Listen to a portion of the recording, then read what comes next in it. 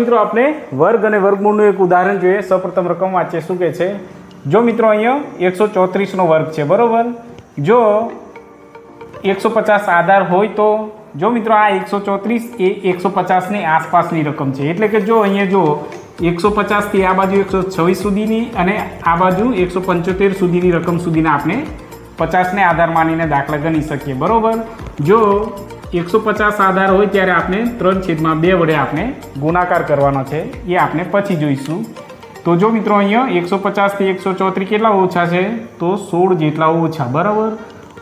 ઓછા હોય ત્યારે માઇનસ કરવાનું અને વધુ હોય ત્યારે પ્લસ કરવાનું છે બરાબર। ચાલો હવે અહીંયા શું કરીશું તો 134 માંથી 16 માઇનસ કરીએ તો અહીંયા કેટલા રહેશે 118 રહેશે બરાબર। ચાલો હવે ગુણાકાર કરીશું 3/2 બરાબર। તો અહીંયા લખીશું 3/2। તો જો મિત્રો અહીંયા 118 ને 2 વડે ભાગાકાર કરો તો ત્યારે 59 વડે ભાગ ચાલે છે બરાબર। તો અહીંયા 59 દુ 118 થાય છે। ચાલો હવે 59 ગુણ્યા 3 કરીશું તો કેટલા થશે 9 તરી 27 નો 7 વધી 2 5 તરી 15 ને 2 17 બરાબર। ચાલો અહીંયા 177 થાય છે।